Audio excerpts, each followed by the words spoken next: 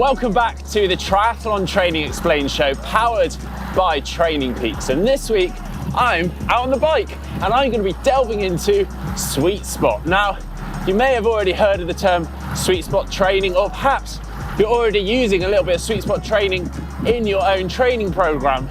But do you know what it's actually doing, what its purpose is, and how to use it to its best advantage? Well, that is why I'm here. I'm going to be doing just that. I'm going to be answering those questions, and I'm actually going to be giving you 3 key sweet spot training sessions that you can implement into your own training program.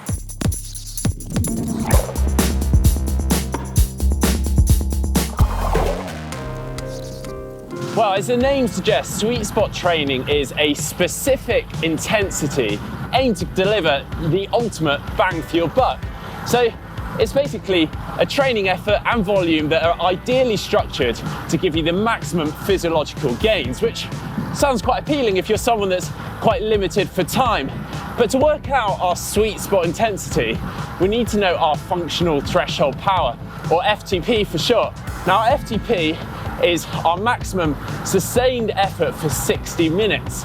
Now, this is essentially our lactate threshold. So this is the point at which we start to accumulate lactic acid in the blood at a faster rate than it can be flushed out. It's basically our tipping point.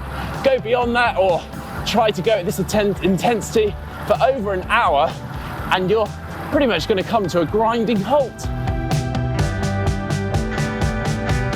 So by knowing our FTP, we can work out our training zones and our sweet spot. Our sweet spot is the area just above tempo and just below threshold. It kind of crosses into upper zone 3 and lower end of zone 4 when using the Dr. Andy Coggan 7-zone system. It's defined as being between 84% to 94% of our FTP and 75% to 85% of our maximum heart rate. But if you're training by feel, then it's an intensity that I'd like to call moderately hard. It's a tough but sustainable effort just shy of your upper threshold. And of course, if you're riding with friends or mates, then, well, you could hold a little bit of a conversation with them, but I'd say you're gonna struggle, and also you probably just want to save your breath for the effort instead. Now, sweet spot training is really valuable because, well, it has huge physiological benefits, very similar to that of training at threshold. And of course, you can recover quicker from it. The end goal being that you'll bump your FTP up, basically meaning that you can ride harder or faster for no extra effort. So it really should be a staple session for most triathletes, though I do appreciate for those Ironman athletes out there, it is an intensity above that you'll be racing at. So you may not want to include it in your training during race season, but it's definitely hugely beneficial during your off season. And again, for those racing Ironman 70.3 distance or middle distance, it is a fraction above your race intensity. But I used to use it all the time for my training because not only would it help to increase my FTP, it also make race day feel a little bit easier than training. But then of course, a lot of people racing sprint and Olympic distance are going to be racing at this intensity. So I think it's time we took a look at some sessions. Right then, if you're starting out with sweet spot training, then you're going to want to start off with some relatively short reps and some nice recovery.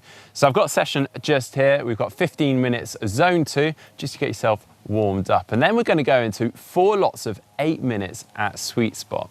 And then we're going to match that duration for the recovery. So we're going to take 8 minutes recovery between each of the reps. And then we're going to finish that session with 15 minutes at zone 2 as a warm down. Now for the next session, as you can see just here, we're going to start off again with 15 minutes at zone 2 to get ourselves warmed up. But now we're going to start increasing the duration of the efforts and reducing the recovery. So we've got 4 lots of 10 minutes at sweet spot, and we're going to take 5 minutes recovery between each of the reps, and then again finish with 15 minutes zone 2 warm down. But the ultimate aim is a session like this one here. Again, we're going to start with 15 minutes zone 2 warm up, but now we've got 3 lots of 20 minutes at sweet spot. And we're going to start with 10 minutes recovery, but I'd like you over time to start reducing that recovery down to something like 3 minutes recovery. And then again, finishing with 15 minutes zone 2 warm down.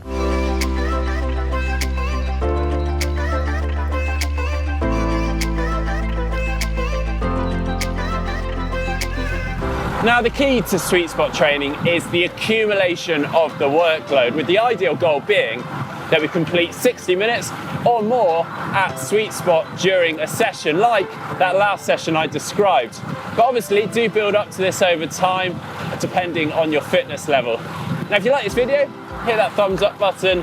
If you'd like to see more videos from GTN, just click on the globe and subscribe. And don't forget, you can head on over to the GTN shop to grab hold of some of this cycling gear. And if you'd like to see some other videos like our FTP explained and how to do your functional threshold power test, just click down here. If you'd like to find out what the training zones are for cycling on the bike, then just click down here.